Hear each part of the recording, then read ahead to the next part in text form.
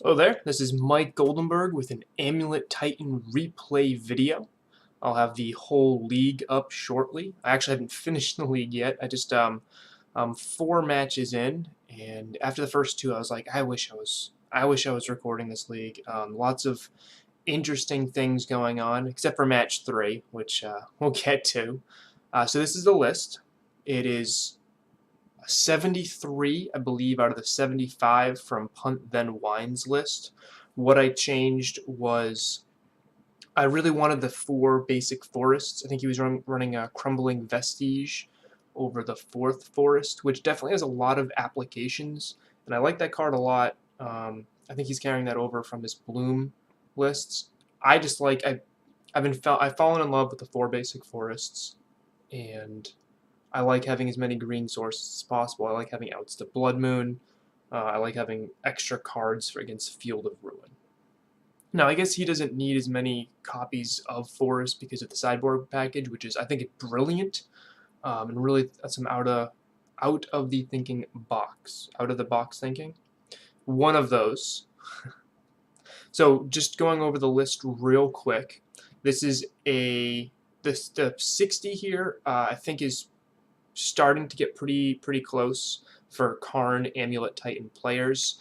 The main board has the 28 lands. Like I said, the 1 forest versus Crumbling Vestige is the difference I'm running from Punt, but I prefer the basic forest, but I think Crumbling Vestige definitely gives a lot of play with Prime and with Azusa. So the 4 Summoners packs, the 1 Pact of Negation, which is a great Teleria West target, 4 Stirrings, 4 Scout, 4 Amulet, 4 Azusa. Now the list, they were running 3 Coalition Relics, currently cut back down to 2 to make room for Karn. I could see an argument in the future even cutting down to 1 to make room for an Explore to help facilitate more turn 3 Karns, because Coalition Relic doesn't really make a turn 3 Karn by itself. What Coalition Relic does is make a turn 4 Titan by itself. I still would probably argue Relic's better than Explore right now, even though I'm a real big Explore lover, simply because this Karn is great, but the primary focus still here is Primetime. As we'll see in some of these videos, Karn does add a lot of flexibility to the deck, some threat density to the deck, and of course the combo with Mycosynth Lattice, which can lock an opponent out of the game. And then the 4 Primetimes, 4 Karns, and 1 Engineered Explosives main, so we can get that off of our Teleria West to blow up our opponent's board or stop what they're trying to do and beat them down with some Primetime. The sideboard package has the Karn Wishboard of a Tormod script, which is very good against Phoenix decks if you're trying to turn 3 Karn, to just in case if you're on the play, turn 3 Tormod script might be good enough to stop them from Phoenixing you to death. Liquid Metal Coating, which works in conjunction with Karn to blow up your opponent's lands or make it so they can't activate their abilities of Planeswalkers or even something like a Devoted Druid. 2 Dismembers, which are the removal suite of choice. In the past, Amulet Titan lists had a white splash for Path to Exiles. Punt is in favor of the Dismembers because they're easier to cast, and as we'll see in this league, there are some times I wish there were Paths because Path doesn't cost me life, but being able to cast a Dismember under a Blood Moon is pretty sweet when we could never do that with a Path to Exile unless we had a Relic in play. Ramanap Excavator and a Crucible of Worlds for the sideboard. So we can actually wish game 1 for a Crucible, and post board, if we really want that, we can have two copies of that for extra redundancy for our land hate package, which works in conjunction with Tech Edge, the Ghost Quarter, Azusa, and one of those cards, and we can blow up all of our opponent's lands. Reclamation Sage is just an all-star here, hitting a lot of different things. Obstinate Baloth is the life gain green creature of choice. I think it should either be that or Thragtusk. I'm leaning on Baloth simply because it's easier to cast at 4 mana. Then the rest of the wish package is Mycosynth Lattice, which is a combo to lock your opponent out of the game. Wormcoil Engine, which is a big threat. Sometimes Karn just needs to get you a Titan, and it's the closest we can get. Hornet Queen, which is another Wormcoil actually is a distinction I have, again, from Punt's list. He's running a Cavern of Souls in that spot, but I really have been enjoying Wormcoil. Hornet Queen, which is again another green creature you can pact for post board. 2 EEs and a Ballista, so we can side in an extra EE and still have one on the wish board. So that is the list. Let's jump into game 1, match 1. Will be against blue-white control. I have a hand here which is a little slow, admittedly. This will be a turn 4 Titan on the draw, which is probably too slow. It's possible I should have mulliganed here, but I kept in the dark. I had a feeling, and I kept this hand, a turn 4 Titan in the dark. Ended up being against blue-white control, so a slow hand is perfectly fine.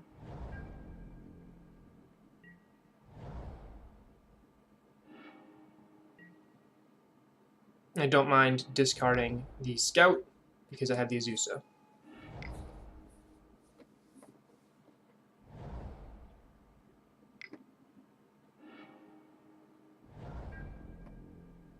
Opponent Field of Ruins a land, and I attempt to slam Karn, the Great Creator.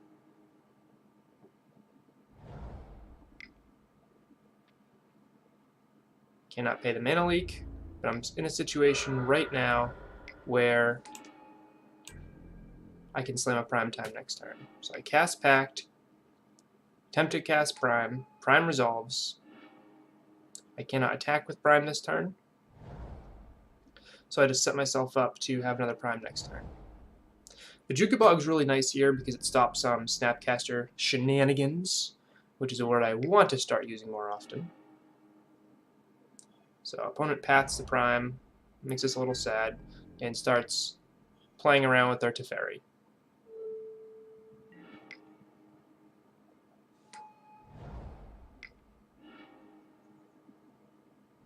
Cavern of Souls is very important here.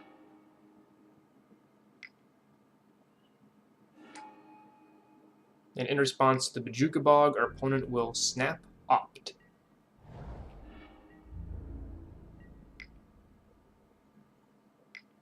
Knowing we have a Cavern in hand, our opponent is encouraged to counter our Pact. I drop an EE on 3. Offer a trade. Our opponent, I don't know why they take it. And I end up blowing up their Teferi, which unfortunately also kills my own Azusa, but that's fine because I needed to kill their Teferi. Have another threat. Opponent has another answer.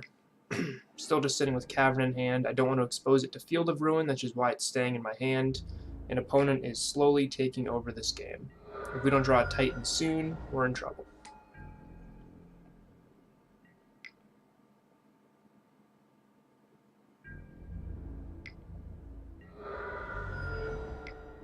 So here's a Titan.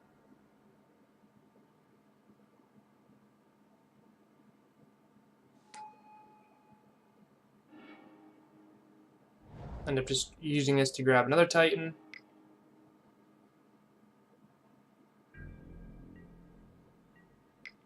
And I bounced the wrong land, which didn't end up mattering because I had the path anyway. Game over. So it was a small punt on my part, but it didn't matter because they had the Pact, and I was dead in two hits. So that was game 1.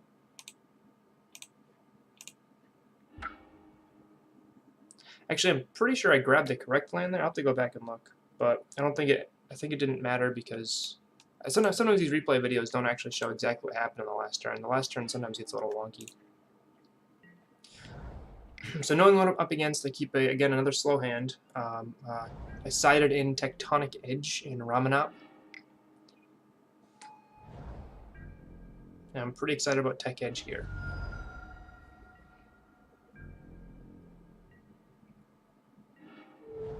So my plan here is I end up casting Azusa instead of Karn. I could have tried slamming Karn, but casting Karn might possibly just result in a counter spell. Our opponent paths the Azusa. And I have enough mana, thanks to the end of that, to put Ramanap in play. Which I would rather have Ramanap in play than an Azusa anyways at this point.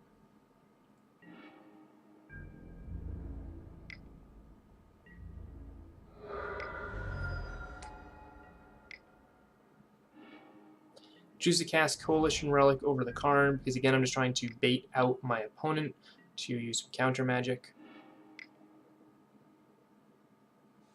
They Vendilion Click me, which could easily take my Pact at this point.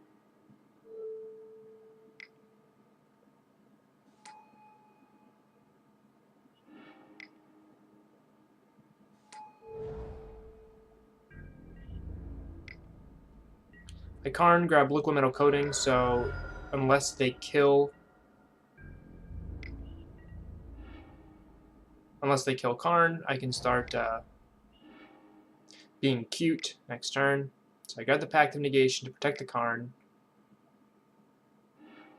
Except they have Dovin's Veto, which cannot be countered. And use that to counter my Karn, which is really unfortunate. That card is actually really good against us. So an Ancient Starrings finds another Amulet.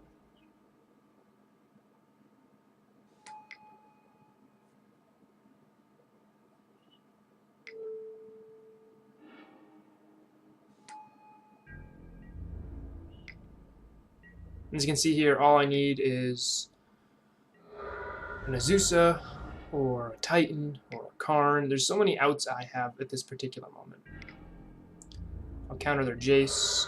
They still have 3 cards in hand. Pay my Pact.